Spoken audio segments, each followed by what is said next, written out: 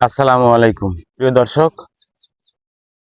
11/6/26 যে বিলটি উত্থাপন এবং পাশ হয়েছে সংসদে, এই বিলটির সাথে আমি একমত এবং সাধারণ জনগণ একমত।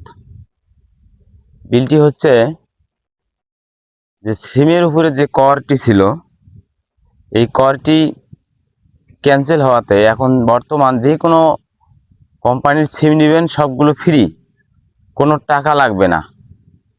সেই সাথে আমি আরেকটি প্রস্তাব রাখছি, সিম কোম্পানিগুলো যেন এই প্রস্তাবটি বাস্তবায়ন করে। সেটা হচ্ছে, আমরা আমাদের পকেটের টাকা দিয়ে সিমের এমবি কিনি, মিনিট কিনি, সেগুলো যেন মেয়াদ না থাকে।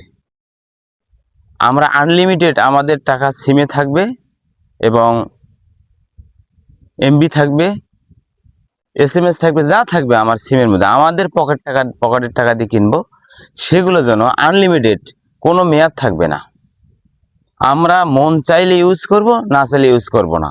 আরেকটি প্রস্তাব, সেটা হলো আমাদের টাকা দিয়ে আমরা সিম কিনেছি,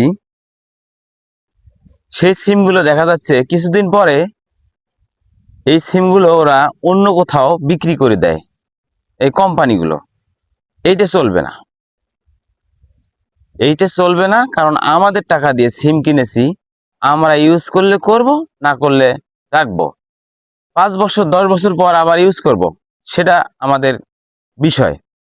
কিন্তু এখানে কোম্পানিগুলো সিমটা উঠে আবার নতুন করে বিক্রি করে। দেখা যায়, আমি কিছুদিন আগে আমার একটা সিম 200 কত মিনিট জানি ছিল, আমার স্মরণ নাই।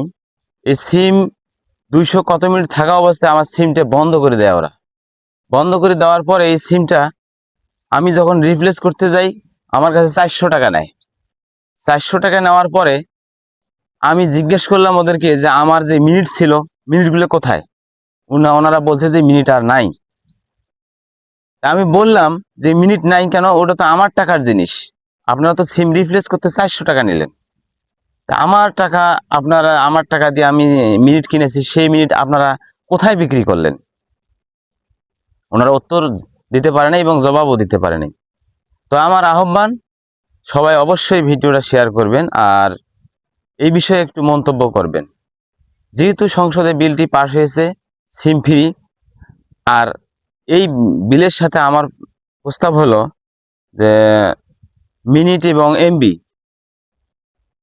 এই দুটো যেন বিল না, মেয়াদ না থাকে আর কি। মেয়াদ না থাকলে তাহলে আমাদের পকেটের টাকা আমাদের পকেটে থাকলো। আর দ্বিতীয়ত প্রস্তাবটি হলো, সিম আমরা আমাদের টাকা দিয়ে কিনি, আমাদের সিম যদি 5 বছরও ফেলায় রাখি, 5 বছর পর ইউজ করব, আবার সচল। এই প্রস্তাবটি সবাই তুলে ধরবেন। ধন্যবাদ।